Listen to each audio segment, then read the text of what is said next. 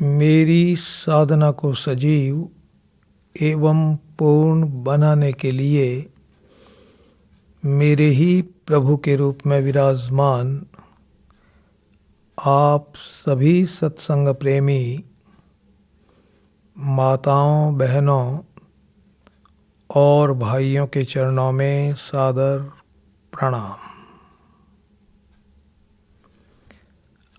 आज का विषय है स्थायी प्रसन्नता का अचूक उपाय, भाग 2। एक बार विषय फिर से सुने। स्थायी प्रसन्नता का अचूक उपाय, भाग 2। गत सभा में हम लोग स्थायी प्रसन्नता के बारे में कुछ बातें कर चुके हैं। एक बार फिर मैं आपको याद दिलाऊं, स्थायी प्रसन्नता का मतलब है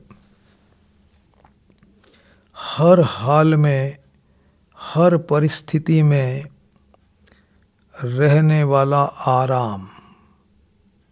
बड़े से बड़ा संकट जीवन में आ जाए, बड़ी से बड़ी विपत्ति जीवन में आ जाए, फिर भी लेश मात्र भी चिंता नहीं होना, दुख नहीं होना, परेशानी नहीं होना, मानसिक तनाव नहीं होना, प्रसन्नता उतनी की उतनी बनी रहना, प्रसन्नता का बढ़ जाना, इसको कहते हैं स्थायी प्रसन्नता। स्थायी प्रसन्नता की प्राप्ति आपके जीवन का लक्ष्य है। आपके जीवन की सारी दौड़ भाग का एक ही उद्देश्य है, जैसा कि मैंने आपसे गत सभा में निवेदन किया। एक ही उद्देश्य है और वह है स्थायी प्रसन्नता।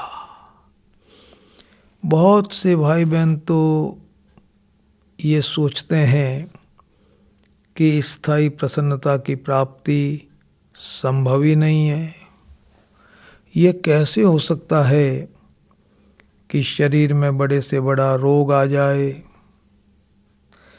परिवारजनों पर बड़ी से बड़ी विपत्ति आ जाए, हमारा प्यारा परिवारजन न रहे, बहुत बड़ा घाटा लग जाए, फिर भी प्रसन्नता बनी रहे। यह कैसे संभव हो सकता है? बहुत से भाई बहन तो ऐसा सोचते हैं कि यह संभव ही नहीं है। भैया जी, ऐसा सोचना ठीक नहीं है। भाई जी श्री हनुमान प्रसाद जी पोद्दार कल्याण पत्रिका के संपादक रहे। गीता प्रेस गोरखपुर को बनाने में उनकी बड़ी मदद रही। गीता प्रेस गोरखपुर के संस्थापक सेठ जी श्री जयदयाल जी गोविंदका के वो दाहिने हाथ थे। उच्च कोटि के गृहस्थ भक्त थे। भारत सरकार ने उनको भारत रत्न की उपाधि देना चाहा। तत्कालीन गृह मंत्री श्री गोविंद वल्लभ पंत ने भाई जी को एक पत्र लिखा। श्री हनुमान प्रसाद जी पोद्दार को सभी लोग प्रेम से भाई जी कहा करते थे। पंत जी ने पत्र लिखा भाई जी को और उसमें ये लिखा कि भाई जी, भारत सरकार आपको भारत रत्न की उपाधि से विभूषित करना चाहती है। आप अपनी स्वीकृति भेजिएगा। भाई जी ने वापस उत्तर लिखा, परम आदरणीय पंत जी, सादर प्रणाम। आप और आपकी भारत सरकार प्रेम से मुझे भारत रत्न की उपाधि देना चाहती है। आपका बड़ा स्नेह है, बहुत प्यार है, लेकिन मैंने ऐसा कोई काम नहीं किया कि इतनी बड़ी उपाधि मुझे दी जाए। और दूसरी बात, आप उपाधि देंगे शरीर को, मैं शरीर नहीं हूँ, इसलिए बहुत विनम्रतापूर्वक क्षमा याचना करते हुए मैं आपके इस प्रस्ताव को अस्वीकार करता हूँ। सोचिए, भारत रत्न जैसी उपाधि को अस्वीकार कर देना। पंत जी के हाथ में जब वो पत्र पहुंचा, आंखों में आंसू बहने लग गए। उत्तर में उन्होंने लिखा, पूज्य भाई जी, आप जैसे महान व्यक्तित्व को भारत रत्न जैसी छोटी उपाधि प्रस्तावित करके मैंने और भारत सरकार ने आपका जो अपमान किया है, उसके लिए मैं आपसे क्षमा याचना करता हूँ। सोचिए भैया जी, कैसे उच्च कोटि के व्यक्ति थे। मैं आपसे ये निवेदन करना चाहता हूँ कि भाई जी ने अपने जीवन में स्थायी प्रसन्नता प्राप्त की। उनके शरीर में अंतिम कुछ महीनों में कैंसर हो गया था। शरीर जाने का समय आ गया, धरती पर उतार लिया गया शरीर। परिवारजन दुखी हो गए। भाई जी से उनका दुख सहन नहीं हुआ। उन्होंने कलम और कागज मांगा। उनके शरीर को पलंग पर लिटाया गया। शरीर शांत होने के लगभग 7 दिन पहले की बात है ये। उस समय की फोटो भी ली गई। एक पुस्तक है, गीता वाटिका गोरखपुर से निकली हुई, उसका नाम है भाई जी पावन स्मरण।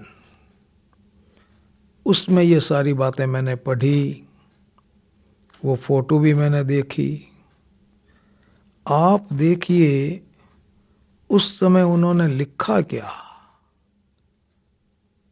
मृत्यु एकदम सामने खड़ी है और उन्होंने ये लिखा, देख दुख का भेष धरे, मैं नहीं डरूंगा तुमसे नाथ। जहां दुख वहां देख तुम्हें, मैं पकड़ूंगा जोरों के साथ।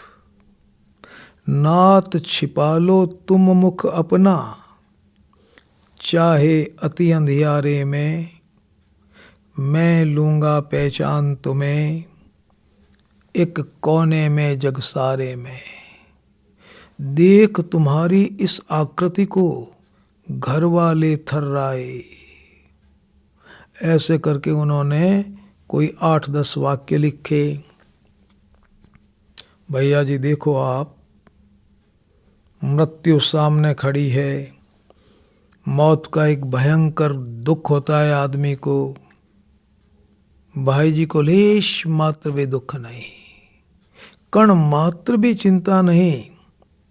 कितनी जोरदार तैयारी। भाव देखिए, उन्होंने लिख दिया, देख दुख का भेष धरे, मैं नहीं डरूंगा तुमसे नाथ।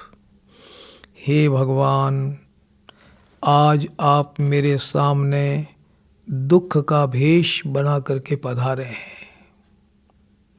मैंने आपको पहचान लिया। आप आए हैं ना दुख का भेष बना करके, मैंने पहचान लिया आपको, इसलिए मैं आपसे डरूंगा नहीं।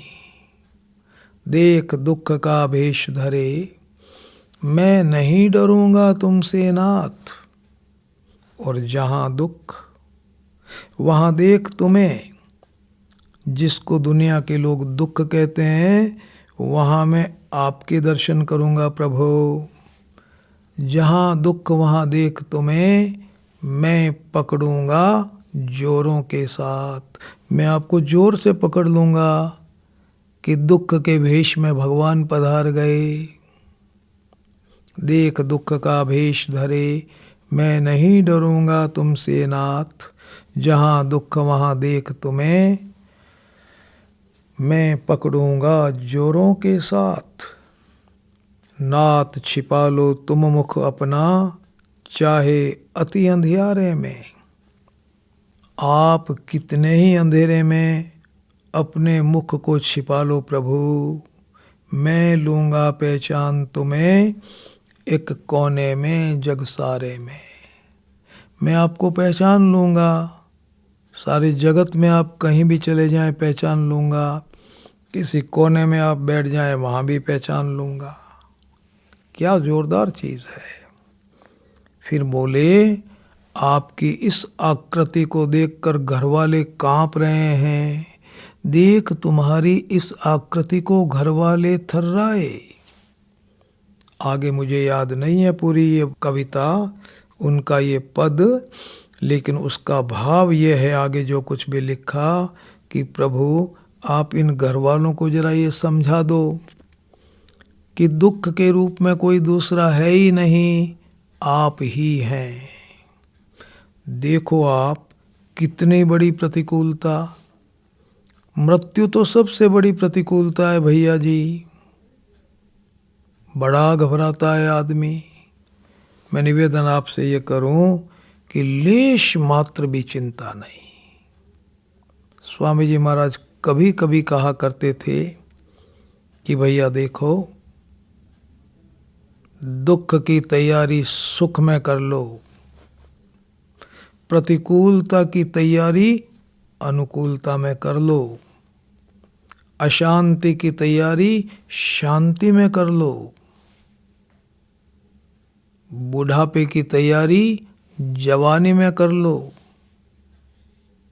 रोग की तैयारी निरोगता में कर लो, और मौत की तैयारी जीवन में कर लो। क्या जोरदार चीज है भैया। दुख तो आएगा, दुख की तैयारी सुख में कर लो, प्रतिकूलता की तैयारी अनुकूलता में कर लो, अशांति की तैयारी शांति में कर लो, बुढ़ापे की तैयारी जवानी में कर लो, मौत की तैयारी जीवन में कर लो, और रोग की तैयारी निरोगता में कर लो। देखो दुख आ गया, प्रतिकूलता आ गई ना, उस समय आप इतने अशांत हो जाएंगे कि कोई भी बात आप समझ नहीं पाएंगे। इसलिए जीवन में जब तक शांति है, अनुकूलता है, तैयारी कर लेना चाहिए उसकी। आप जानते हैं कि बुढ़ापा आएगा, बचेगा नहीं, उतना सम्मान भी नहीं रहेगा, शरीर भी कमज़ोर हो जाएगा, अकेले रहना पड़ सकता है, परिवार के लोग आपके पास में न बैठें, रोग आएगा, मौत आएगी। भैया जी उसकी तैयारी पहले से होनी चाहिए, अन्यथा वो परिस्थिति आते ही आप घबरा जाएंगे। निवेदन मैं आपसे ये कर रहा हूँ कि जीवन में आप स्थायी प्रसन्नता को प्राप्त कर सकते हैं। अनेक गृहस्थियों को मैं जानता हूँ जिन्होंने अपने जीवन में स्थायी प्रसन्नता को प्राप्त किया है, कर सकते हैं। आपका जीवन निकल जाता है भैया जी, प्रयास करते करते तैयारी नहीं हो पाती है। आप सोचते हैं कि मेरे जीवन में प्रतिकूलता न आए न आए न आए न आए, संकट न आए। जानबूझ करके आप संकट को मत बुलाओ, प्रतिकूलता को मत बुलाओ। जहाँ तक आपका वश चलता है आप प्रतिकूलता को रोकने की कोशिश करो, प्रयास करो पूरा, मेरे जीवन में प्रतिकूलता नहीं आए। लेकिन मैं आपसे एक सवाल पूछ रहा हूँ, आप उसका जवाब दीजिए मुझे बोल करके। स्वामी जी महाराज इस सवाल को प्राय पूछा करते थे। सवाल ये पूछते थे कि क्या आप किसी भी उपाय से अपने जीवन में, अपने परिवार में आने वाली प्रतिकूल परिस्थिति को रोक सकते हैं अथवा टाल सकते हैं? क्या उत्तर है आपका? क्या आप किसी भी उपाय से अपने जीवन में आने वाली प्रतिकूल परिस्थिति को रोक सकते हैं, टाल सकते हैं? सोचो जरा भैया जी, आप प्रतिकूल परिस्थिति को रोकने का और टालने का प्रयास कर सकते हैं, केवल कोशिश कर सकते हैं। आप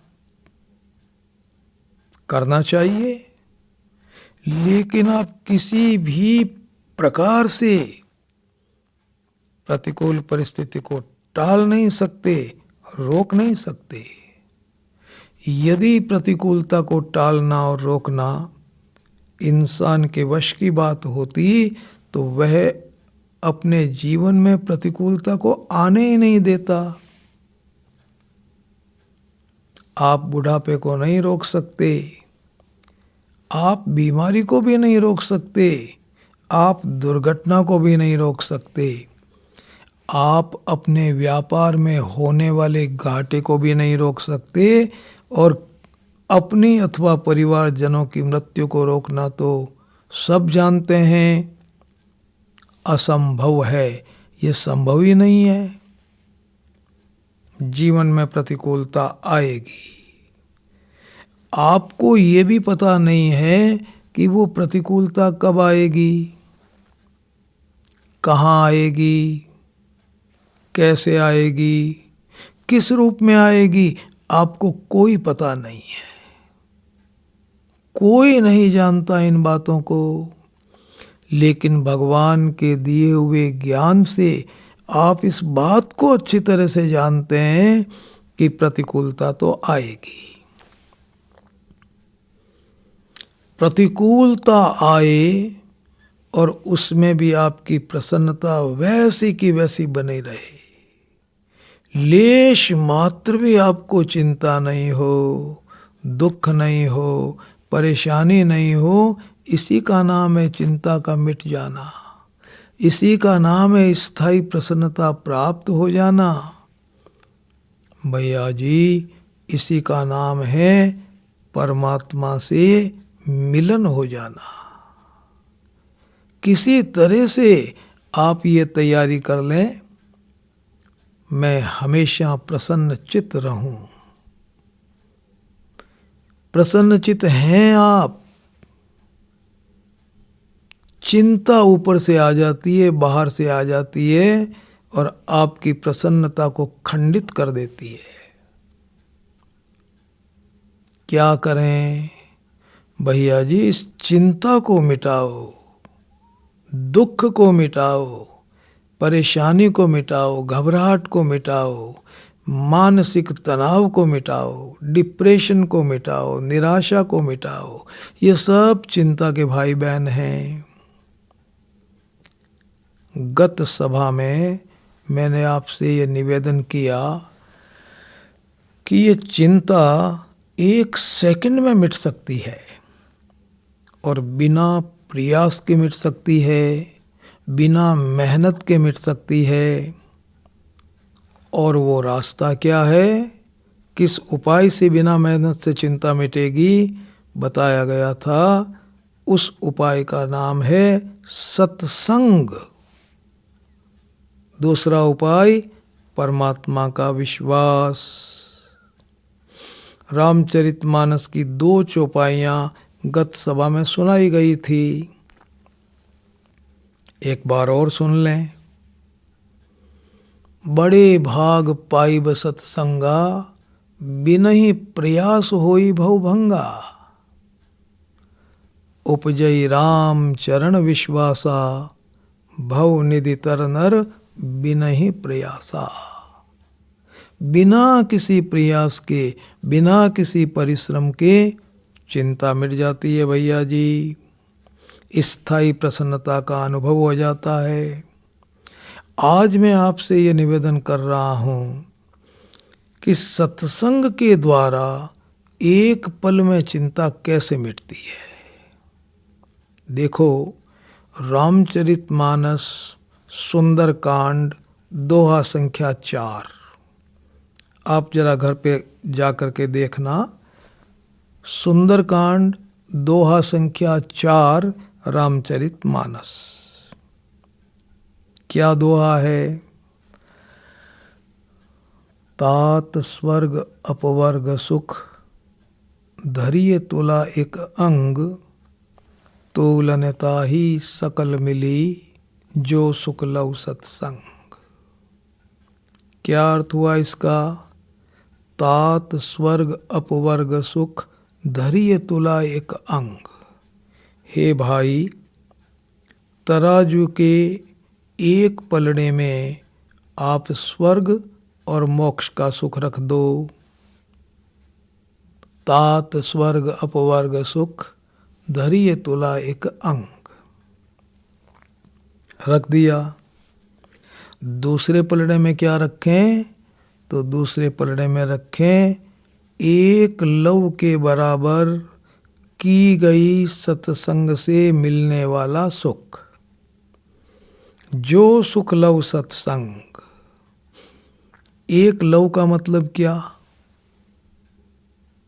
1 घंटे में 60 मिनट होते हैं, 1 मिनट में 60 सेकंड होते हैं, और आगे मैंने ऐसा सुना है कि 1 सेकंड में 60 पल होते हैं, और 1 पल में 60 लव होते हैं, और 1 लव में 60 निमिष होते हैं। ये समय का विभाजन है। रामचरितमानस में लव शब्द भी आया और निमिष शब्द भी आया। भरत दशा सुमिरत मोही, निमिष कल्प समझात। भगवान राम की वाणी है। भरत जी की दशा को जब मैं याद करता हूँ तो मेरा एक एक निमिष एक एक कल्प के समान बीतता है। भरत दशा सुमिरत मोही, निमिष कल्प समझात। और लव शब्द यहाँ आया ही है। जो सुख लव सत्संग। लव आप समझ लीजिए सेकंड से भी बहुत छोटा समय। तो भैया जी तराजू लीजिए, उसके एक पलड़े में आपने स्वर्ग और मोक्ष का सुख रख दिया। दूसरे पलड़े में एक लव के बराबर की गई सत्संग से मिलने वाला सुख रख दिया। इसके बाद आप तोलो कि भाई देखें भारी कौन सा है, तो लिखा तूलनता ही सकल मिली। स्वर्ग और मोक्ष के सारे सुख मिलकर भी एक लव के बराबर की गई सत्संग से मिलने वाले सुख के समान नहीं होंगे। वो सत्संग का सुख बहुत ज्यादा होगा और स्वर्ग और मोक्ष के सुख उसके मुकाबले बहुत कम होंगे, फीके लगेंगे। जैसे सूर्य उदय हो गया, दोपहर है, बहुत जबरदस्त प्रकाश है, उस समय 1,00,000 वाट का बल्ब भी आप जलाएं तो सूरज के सामने वो फीका लगता है, लगेगा कि नहीं लगेगा? भैया जी, सूरज के सामने तो फीका लगेगा ही।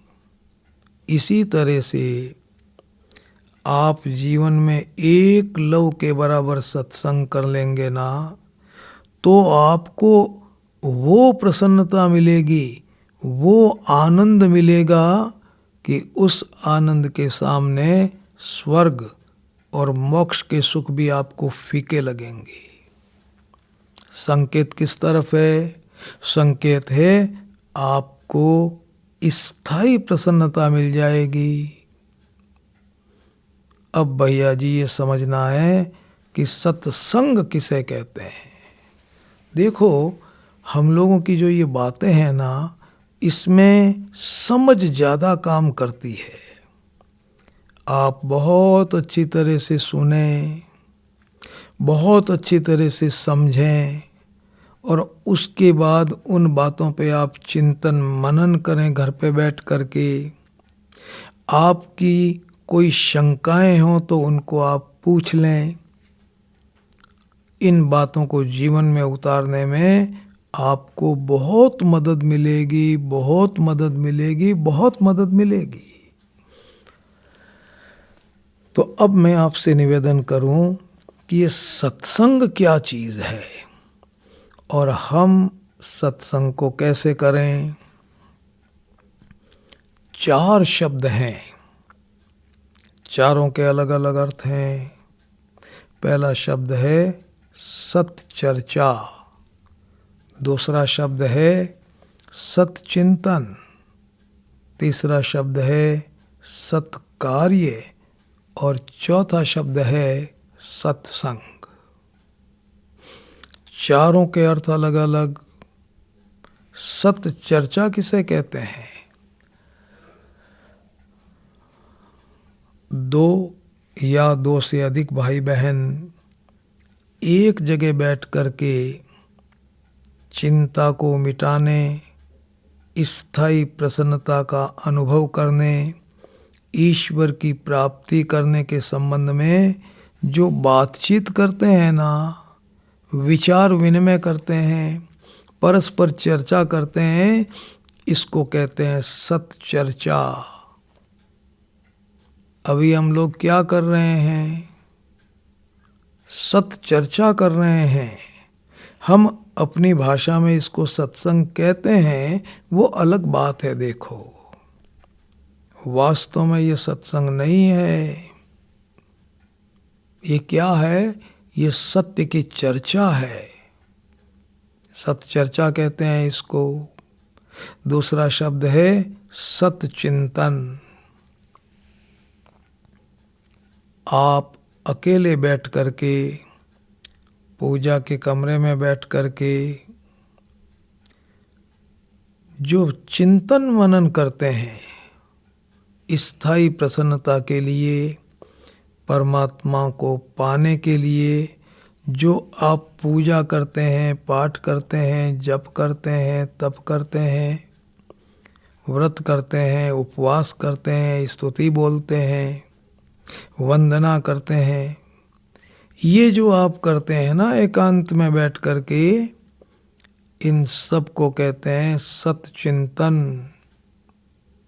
आप सत्य का चिंतन कर रहे हैं वहां बैठ करके, ये भी सत्संग नहीं है, ख्याल रखना। ये भी सत्संग नहीं है। तीसरा शब्द है सत्कार्य।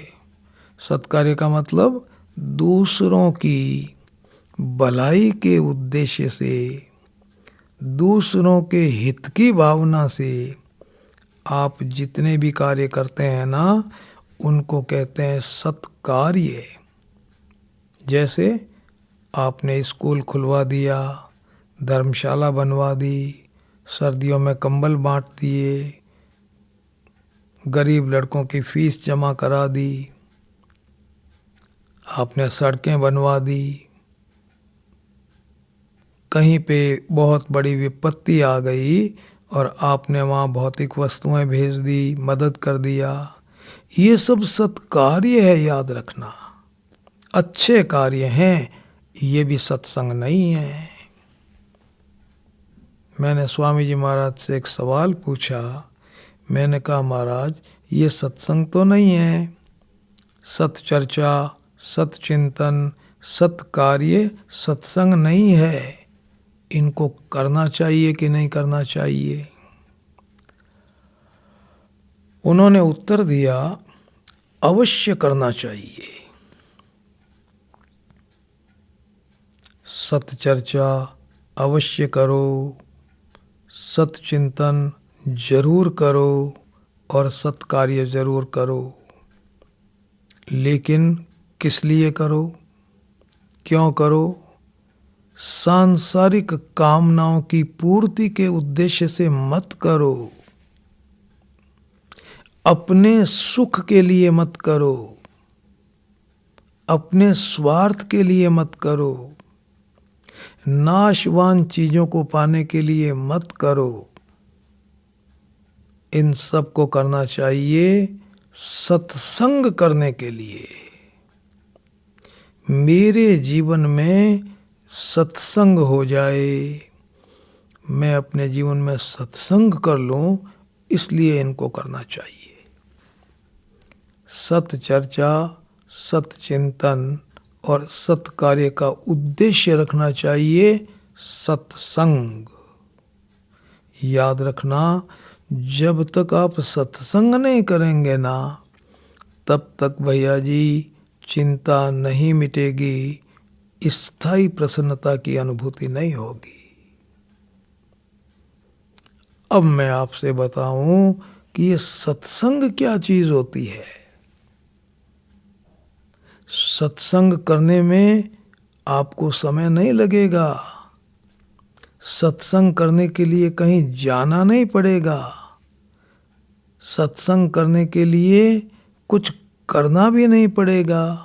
शरीर और इंद्रियों के द्वारा कुछ नहीं करना, कहीं नहीं जाना। सत्संग करने में समय भी नहीं लगेगा। सत्संग करने की ताकत भगवान ने आपको दे रखी है। तो फिर ये सत्संग क्या चीज़ है? हम कैसे सत्संग करें?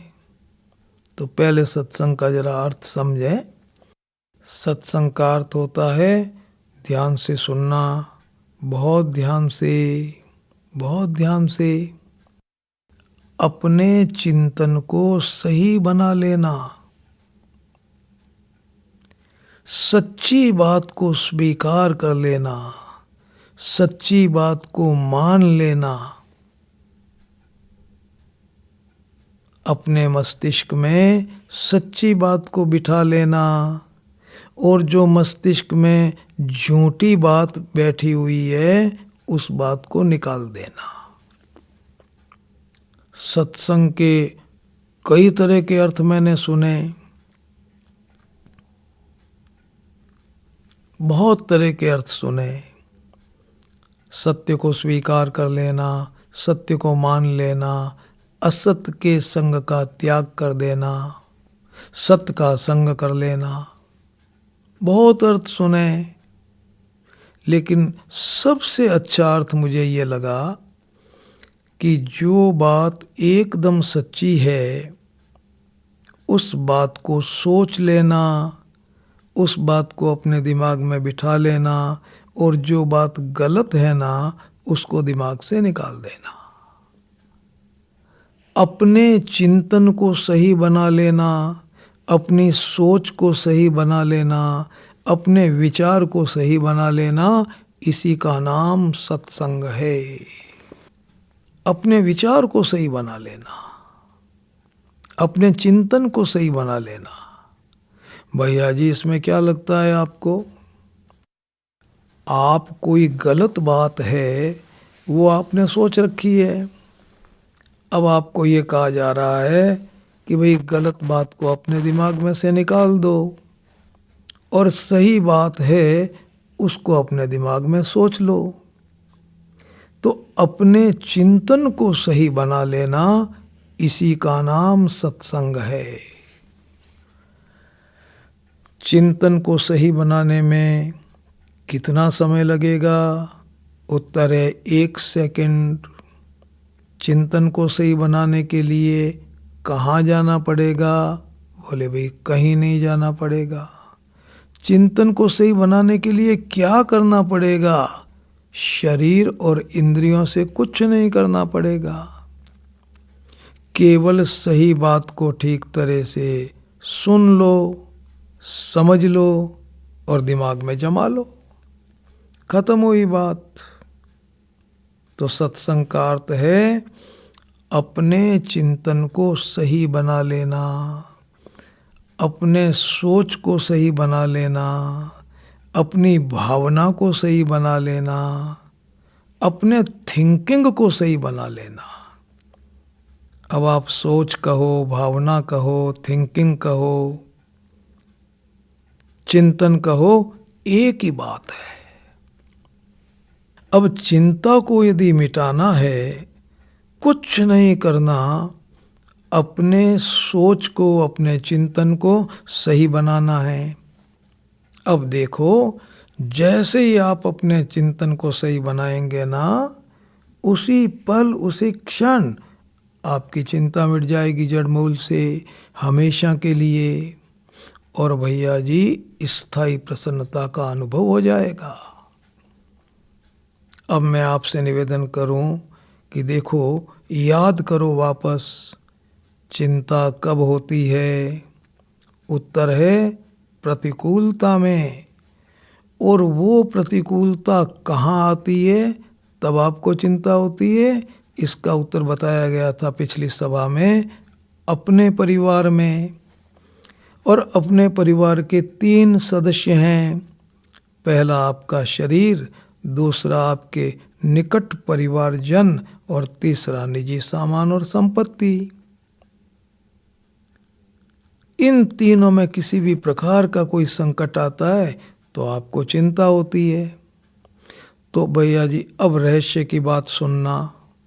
प्रतिकूलता तो आएगी, उसे आप रोक नहीं सकते, टाल नहीं सकते। आप सोचते हैं कि प्रतिकूलता के कारण से मुझे दुख हो रहा है, चिंता हो रही है। प्रतिकूलता आपकी चिंता का कारण नहीं है, नहीं है, नहीं है। प्रतिकूलता आपकी चिंता का कारण नहीं है। प्रतिकूलता यदि आपका चिंता का कारण होता तब तो जीवन में कभी चिंता मिटती ही नहीं भैया जी। प्रतिकूलता आपकी चिंता का कारण नहीं है। आपकी चिंता का कारण है परिवार के प्रति आपके कलेजे में रहने वाला गलत चिंतन, गलत भाव, गलत सोच। आपने इस परिवार के संबंध में एक गलत बात सोच रखी है, वो गलत बात ही आपकी चिंता का कारण है। यदि आप उस गलत बात को अब भी निकाल दें दिमाग से, सोचना बंद कर दें उसको और सही बात अपने दिमाग में जमा लें इस परिवार के संबंध में, तो आपकी चिंता अभी मिट जाए। देखो, परिवार के बारे में कौन सी गलत बात है जो आप सोचते हैं और कौन सी सही बात है जो आपको सोचनी है। दोनों बातें मैं आपसे निवेदन कर रहा हूँ। आप मन में सोचते हैं कि शरीर, परिवार और संपत्ति, ये जो 3 चीज़ें हैं परिवार की, इन तीनों का मालिक मैं हूँ। यह है आपका गलत चिंतन, गलत भावना, एकदम गलत। मैं मालिक हूँ, यह है गलत चिंतन। और सही चिंतन क्या है? सही चिंतन है इन तीनों चीज़ों का मालिक मैं नहीं हूँ, यह है सही चिंतन। इन तीनों चीज़ों के मालिक परमात्मा है, यह है सही चिंतन। तीनों चीज़ों के मालिक परमात्मा हैं, तीनों चीज़ों का मालिक मैं नहीं हूँ, ये सही चिंतन है। यदि आप ये सोच लें कि भाई तीनों का मालिक मैं नहीं हूं, मैं मालिक नहीं हूं, मालिक ने अपनी चीजें कुछ समय के लिए मुझे दी है। ये तीनों चीजें मुझे सौंपी गई हैं मालिक के द्वारा और एक विशेष उद्देश्य से मुझे सौंपी गई है। मालिक दूसरा है, मैं मालिक नहीं हूं, तीनों चीजें मेरी नहीं हैं। स्वामित्व की दृष्टि से ये तीनों चीजें मेरी नहीं हैं। मेरे पास हैं ये तीनों चीजें लेकिन मेरी नहीं है। मैं मालिक नहीं हूं, तीनों चीजें मेरी नहीं हैं। यह है सही चिंतन। तीनों चीजें परमात्मा की हैं, मालिक परमात्मा है, यह है सही चिंतन। भैया जी आप जरा सोचें, इतनी बड़ी दुनिया में आपको चिंता किनकी होती है? उत्तर आ जाएगा, जिनके बारे में आप ये सोचते हैं कि ये मेरी चीज़ें हैं, मैं इनका मालिक हूँ। तो जिनके बारे में आप ये सोचते हैं ना, मैं मालिक हूँ, उनमें किसी भी प्रकार का कोई संकट आता है तो आपको चिंता होती है। आप रोजाना टेलीविज़न पे देखते हैं, कानों से सुनते हैं, बड़ी बड़ी दुर्घटनाएं होती हैं, जवान बेटे चले जाते हैं लोगों के, करोड़ों की संपत्ति का नुकसान हो जाता है। नहीं आपने देखा पड़ा भूकंप के समय में, आपको चिंता हुई? आपको कहना पड़ेगा नहीं। तो किसी संकट से चिंता थोड़ा ही होती है भैया जी। संकट तो दुनिया में आते ही रहते हैं। अरे पड़ोस में कोई गंभीर रूप से किसी का जवान बेटा बीमार है, आपको आराम से नींद आती है कि नहीं आती है? बताओ। भोजन आराम से आप करते हैं कि नहीं करते हैं? वो बात अलग है कि भाई आप समवेदना प्रकट करते हैं, ऊपर ऊपर से दुख प्रकट करते हैं, लेकिन चिंता आपको नहीं हो सकती। सवाल ही नहीं है चिंता होने का। तो मैं निवेदन आपसे ये कर रहा हूँ कि आप जो ये सोच लेते हैं ना मन में, मैं मालिक हूँ, शरीर परिवार जन और संपत्ति का मालिक मैं हूँ, ये जो आपकी गलत सोच है, ये आपका जो गलत चिंतन है ना, वही आपकी चिंता का मूल कारण है। प्रतिकूलता आपकी चिंता का कारण नहीं है। आप इस बात को भूल जाइए कि प्रतिकूलता के कारण मुझे चिंता होती है। नहीं नहीं, कभी नहीं। प्रतिकूलता के कारण चिंता नहीं होती भैया जी। आप मन में सोचते हैं मेरी चीजें हैं, मैं मालिक हूं।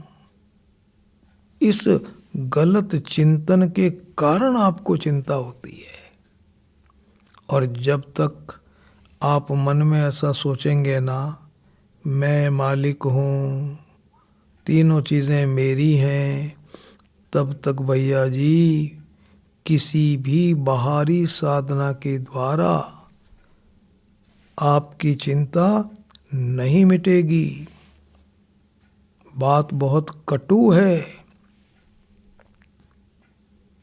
लेकिन सत्य है। क्या कारण है कि अनेक वर्षों तक साधना करने के बाद भी आपकी चिंता नहीं मिटी? क्या कारण है बताइए आप? कोई कारण नहीं।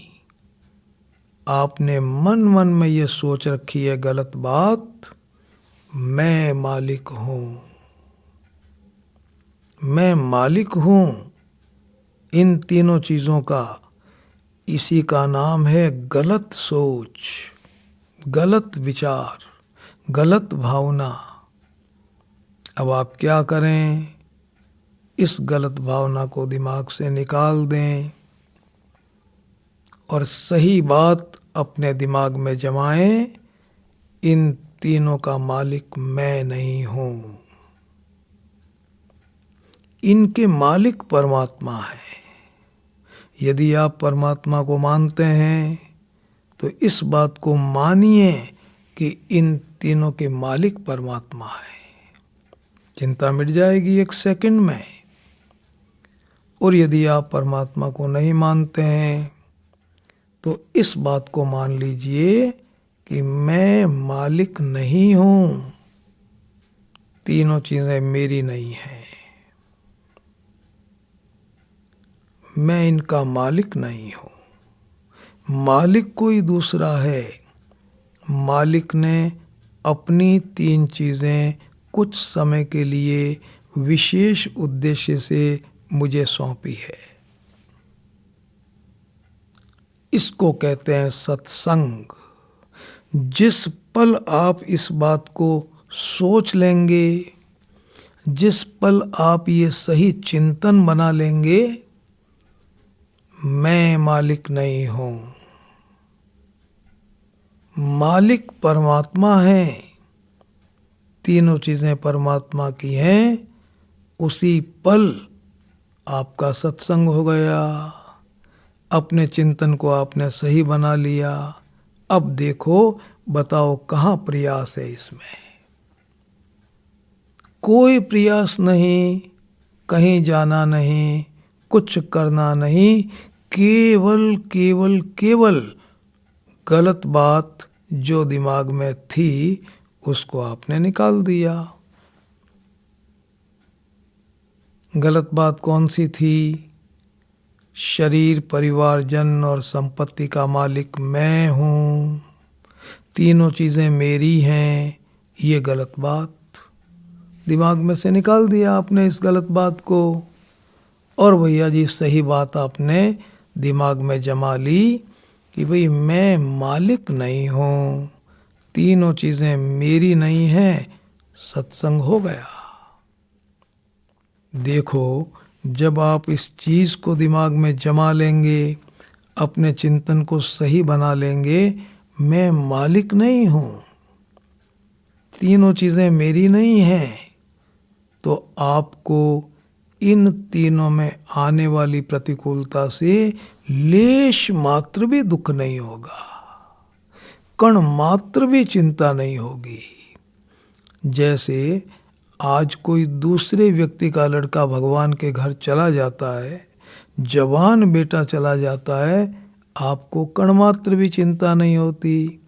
उसी प्रकार से आपका बेटा नहीं रहा तो भी आपको लेश मात्र भी चिंता नहीं होगी। बहुत बड़ा घाटा लग गया किसी के, आपको कोई चिंता नहीं। उसी प्रकार से आपके व्यापार में घाटा लगेगा तो आपको कणमात्र भी चिंता नहीं होगी। आपके मन में आएगा कि भाई मेरा तो व्यापार है नहीं, मैं मालिक नहीं हूँ, मालिक परमात्मा है, घाटा परमात्मा को लगा है, जिसका व्यापार है उसको घाटा लगा। भैया जी सही बात को अपने दिमाग में किसी तरह से जमाओ, इसी का नाम सत्संग है। मैं बताऊंगा आपको आगे चल करके कि ये बात जमेगी कैसे आपके दिमाग में। रामचरितमानस सुंदर कांड की बात मैं आपसे कहूं, देखो भगवान राम ने भी इसी साधना को बताया। उन्होंने कहा, रामचरितमानस में कहा, चौपाई सुना रहा हूं मैं आपसे। जननी जनक बंधु सुतदारा,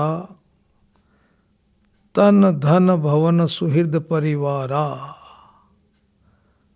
जननी जनक बंधु सुतदारा, तन धन भवन सुहृद परिवारा। आप समझ गए इसका अर्थ? जननी का मतलब माँ, जनक का मतलब पिताजी, जननी जनक, बंधु का मतलब भाई, सुत का मतलब पुत्र और दारा का मतलब पत्नी।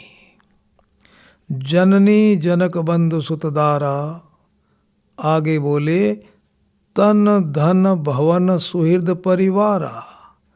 तन का मतलब शरीर, धन का मतलब संपत्ति, भवन का मतलब मकान, सुहृद का मतलब हमारा भला चाहने वाले, यही आपका परिवार है। तन धन भवन सुहृद परिवारा। फिर भगवान ने कहा सबके ममता ताग बटोरी। ये जो है परिवार के सदस्य, इन सब में आपकी ममता है। इन सब की ममताओं की एक डोरी बट लो। सबके ममता ताग बटोरी, मम पद मन ही बांध बरी डोरी।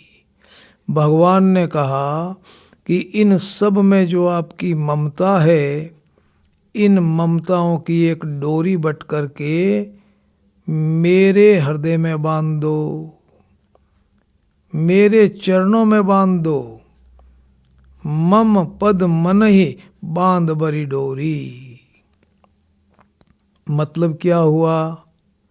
मतलब ये हुआ कि परिवार के इन तीनों सदस्यों में जो हमारी ममता है, मोह है। मोह का मतलब क्या?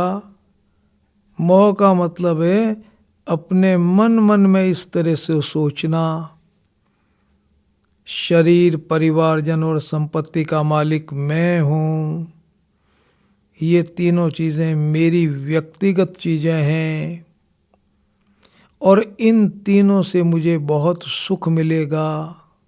ये जो इस तरह की एक भावना आपके मन में रहती है ना, इस भावना का नाम है मोह, इस भावना का नाम है ममता। भगवान ने कहा कि भैया इस भावना को खत्म करो, ये गलत सोच है, इस गलत बात को मत सोचो,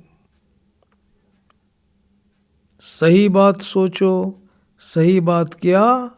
सबके ममता ताग बटोरी, मम पद मन ही बांध बरी डोरी। हे परमात्मा, इन तीनों चीजों के मालिक आप हैं। ये भगवान के चरणों में आपने डोरी बांध दी। मैं मालिक हूं इन तीनों चीजों का। इसका नाम हो गया मोह, इसका नाम हो गया ममता। और हे परमात्मा, इन तीनों चीजों के मालिक आप हैं। आप मालिक हैं। भैया जी सत्संग हो गई। अभी तक आपके मन मस्तिष्क में एक बात बैठी हुई थी और गलत बात, और वो बात ये मैं मालिक हूँ, तीनों चीज़ें मेरी हैं। अब आपने सोच लिया कि नहीं नहीं प्रभु, ये तीनों चीज़ें आपकी हैं, तीनों के मालिक आप हैं। सत्संग हो गई। गलत बात जो आपके दिमाग में थी, भगवान ने कहा निकालो इसको। मैं मालिक हूँ, तीनों चीज़ें मेरी है, इस बात को निकालो, ये गलत बात है। और सही बात क्या? भगवान को कह दो कि हे परमात्मा, तीनों चीज़ों के मालिक आप हैं, तीनों चीज़ें आपकी हैं। आपने अपनी चीज़ें कुछ समय के लिए मुझे सौंपी है।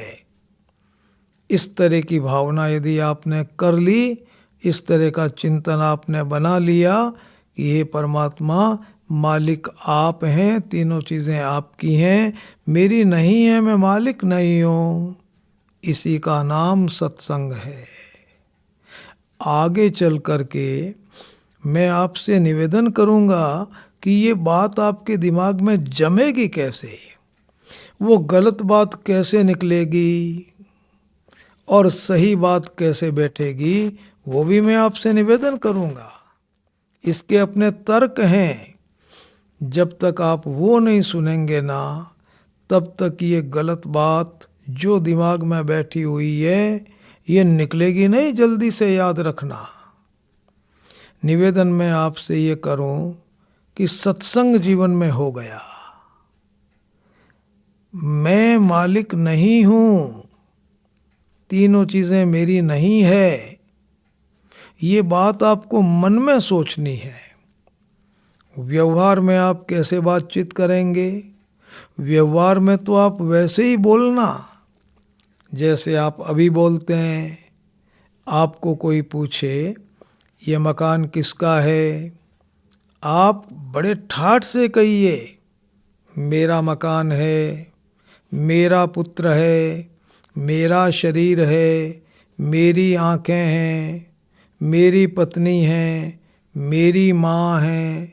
बोलने में आप ऐसा ही बोलें, लेकिन मन में आपको इस तरह से नहीं सोचना है।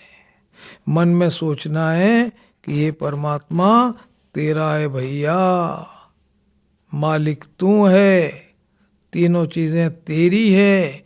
ये मन में सोचने की बात है। व्यवहार में आपको वैसा ही बोलना है, मन में इस तरह से सोचना है।